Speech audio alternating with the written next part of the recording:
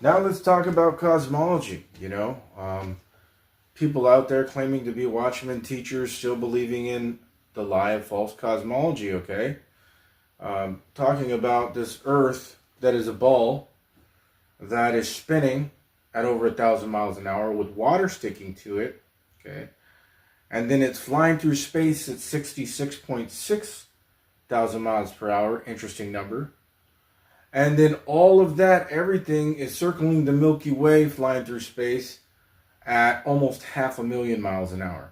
Think of these numbers, these breakneck speeds that we can't even comprehend. I can't comprehend what something looks like flying at almost 500,000 miles an hour, because let me give you an example of what that looks like. A bullet, an average bullet, an average bullet from a gun goes at about 2,000 miles an hour. That's it. 2,000 miles an hour. So if you pull the trigger in an hour, it'll be 2,000 miles away. Okay. Now, they're saying that Earth is almost spinning that fast on its axis itself. Okay? But not only that, it's circling the sun. Look at, let me just, I want you to see the scope of this. It's circling the sun at 66.6 thousand miles an hour. Right? So that's like, so basically what is that? Like, okay, yeah. So that's, let's just say 66,000 miles an hour. You got three sixes there. You obviously see that, right? That's what they tell us. But let's just say 66,000 miles. Okay, so a bullet goes 2,000 miles an hour, but Earth is flying around the sun at 66,000 miles an hour. What is that, like 33 times the speed of a bullet? Right? Wasn't it like Superman? Fast as a speeding bullet? Man, Superman was slow compared to how fast the Earth is flying around the sun. If you believe that stupid nonsense. Okay? That's all a lie. That's all a lie. Come on. Use your common sense. I just seen Steve Fletcher. He said, I believe in the cosmology that they teach or that's been taught to us because I walk outside and he judges it based on what he sees. But you don't see any of this. You don't see anything moving like that. Nothing. So how can you base it on what you see, Steve Fletcher? No, you don't. You base it on your dark heart. That's what you base it on. Okay? So let's talk about it. True cosmology. Where are we? We're in a womb. Okay? That's where we are. We're in a womb. And that's what the whole thing in the Bible is about. These two seeds in a womb. Okay? Now the word womb, you know what that means? Guess what? That word means matrix. Get that, right? Why do you think that, where do you think they come up with the name Matrix for the movie? Because it means womb. We are in a womb, growing. That's why we're called children, sons, daughters, because we're in a womb, we're growing, okay? And the Bible says that God separated the waters from the waters, and he put a firmament in the middle. A firmament. So the word firmament has firm, okay, something firm, and then ment, which is thing. So it's a firm or a solid thing in between the waters of heaven and the waters of earth. This is Genesis chapter 1. Start reading, okay? So there's waters above the heavens, and then there's water below the heavens. Now, what is the shape of the firmament? Is it just flat like this? No, it's not. That's not what the Bible says. In Isaiah 40:22, in the King James, it says, the firmament, the solid thing, covers earth as a tent for us to dwell in. A tent. Well, how does a tent look? Depends on the tent. It could be like this, right? What does that look like? That's a belly of a woman. Because we're in the matrix, the womb. It's a belly, the firmament. And there's waters above. That's why when the windows of heaven opened, that was Noah's flood. Okay? And it says that it covers earth as a tent, so automatically a tent always has a flat ground. If you have something covering you as a tent, you have to have a flat bottom. You can't cover a ball like a tent, right? If you have a ball, well, what about this side, right? All the people walking upside down, right? What about them? Right? Okay. So you have earth. And and the Bible talks about the circle of the earth. Circle, and the Bible has corners. Okay? The earth has corners, and it's a circle. You say, how is that possible? Well, it's very simple, actually. It's actually what I've been trying to show you guys. How we are all in a cube. Okay? So when you look at a cube, so it would be like a top view. You have a circle and a cube, okay? Oops, something like that, right? So you have the four corners, just like in Matthew 24 and Revelation chapter 7. And then you have the circle of the earth. That would be like a top view, looking down on it. And then above that, you would have the dome, okay?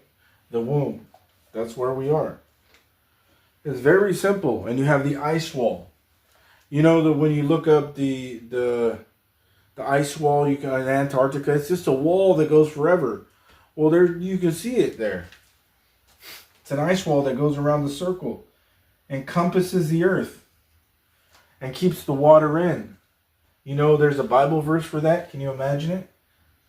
It's called Job 26:10. It says that the waters are surrounded or compassed with bounds. That's Job 26:10. That's Bible. Okay. Now what about the sun, the moon, and the stars? Well, the Bible says in Genesis 1 that the sun, the moon, and the stars were put in the firmament of heaven, inside. So they're in here. I'm going to erase this real quick. So the sun, the moon, and the stars are in the firmament. So you have the sun, which is the same size as the moon, and you have the stars of heaven in the firmament. And now, I thought the earth was moving. No. The Bible says that the sun goes from corner to corner on the earth, like a man running a race in a circuit. A circuit is a circle. Okay? And that is, I got Bible verse for mine. They don't. Psalm 19, verse 6. It says that the sun is like a bridegroom. Get it? Jesus, the bridegroom, running a race, I'm paraphrasing, as a circuit from one end of heaven to the other. How does the sun go from one end of the heaven to the other? Well, because in Genesis 1, the firmament is called, guess what? Heaven. It's one of the three heavens. And the sun goes from one end of the heaven to the other end of the heaven, to the ends of the heaven. How is that even possible if it's just out in outer space? You see that? Go read the Bible yourself, Psalm 19:6. And then go look at what is called Joshua's long day. In Joshua's long day, God stops the sun and the moon.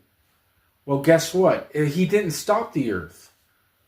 If God just stopped the sun and the moon, the earth would have flew away. If what they tell us is true, but it's not, because the earth is not moving. It's the sun and the moon and the stars that go around the top of the earth. And the earth is stationary and flat. And the Bible has lots of verses talking about the earth not moving. Okay? It's really anti-science of what they tell us. And then it says that God's throne is above the firmament. You know, I mean, just think about it. Like, if we're flying through space at all these thousands of miles an hour, what is God doing? Is he like trying to keep up with Earth? Where's everything going? It's just a darkness and void? It's totally ridiculous. And those speeds are like not even, it's ridiculous. And once you come to truth, okay, that you just have to use your common sense. You look up, Steve Fletcher says he goes by what he sees. Okay. You look up the sun and the moon, they look exactly the same size because they are. But what about Steve? Oh, it's 4 times the size of Earth, the sun. I meant to say 400 times the size of Earth. That's what they say. That the sun is 400 times the size of the Earth. Well, that's what they tell you. That's not what you see, Steve Fletcher. See? So he's lying, really. He's just being deceptive. He doesn't go by what he sees, because if you go by what you see, then you say the sun and the moon are the same size. Then you say that nothing's moving. Earth ain't moving if you're just going by what you see. And if you went by what you see, and then you look at the Bible, you go, that's exactly what I see. No, it's only when you're indoctrinated and brainwashed with what the world is teaching. Then you're not using your senses. Then nothing that you believe matches the Bible. That's what it takes to become Steve Fletcher. He's not going by what he sees, like he said. He's going by what they tell him. Because if he went by what he sees, it would match exactly with what the Bible says. Okay? And even, I know some people don't really like the book of Enoch, but if you look in the first book of Enoch, it says that the sun and the moon are the exact same size. And it talks about them making their circuits around the earth as well. Okay? I like the book of Enoch, but that's here nor there. You know, the bottom line is the brainwashing and the conditioning and the control is so deep that we have left our senses, our common senses, which match perfectly with the Bible in front of us, and have gone to our imaginations because of what they have brainwashed us with. That's where we are. None of us can see anything that they're telling us. None of us. We don't see any movement of the earth. We see the sun and the moon the same size. The stars look very close. I videotaped the stars. They're angels. They're wheels within wheels and a person in the middle of the wheel. I'll put them on here. Okay? So, you know, that's what the programming is. This is the Matrix. Not everybody is ready to wake up. Why, though? I don't get it. Why? It's because it's idolatry. Just like a 7-year tribulation is idolatry. There's a 42-month wrath period. Read Revelation 12. Clear it all up. Man-child is caught up. That's the overcomers. The ones who are ruling with the rod of iron over the nations, that's the overcomers. And the woman in the remnant of seed go on the run for 42 months. Not 7 years. Goodbye. Goodbye. That's idolatry too. They're scared to be different, scared to believe the truth. Like I said, what is the first thing that children, even grown children, see when they walk in a classroom? The place where we're told the truth. Right? That's what we all been programmed with, is that this is the place where you go to learn the truth. School. You see a spinning ball with water on it. Wow. How unscientific. And what's next to it? You see an apple with a worm in it. Almost like a rotten apple. Gee whiz, where does that come from? Oh, maybe like a fruit in the garden, you know, that Eve bit. You want the fruit? Oh, here you go. Right? Right next to the lie of a spinning ball. Yeah. That's the schools that they tell us are teaching us truth. Just like when you walk in a building, they call it the church, and they teach you nonsense a lot of the times. Just like, you know, you walk into, you know, wherever you watch politics, you think most people are catching on that that's all a lie, but, you know, these are the places that Satan wants you to believe people are telling you the truth. And he's not going to say the Bible is false. He's going to use the Bible. But you're going to be so brainwashed that you're going to totally leave all your senses, totally leave what the Bible is saying, make excuses for what the Bible is saying, and just go by your imagination, which is what they have told us. And none of that is true.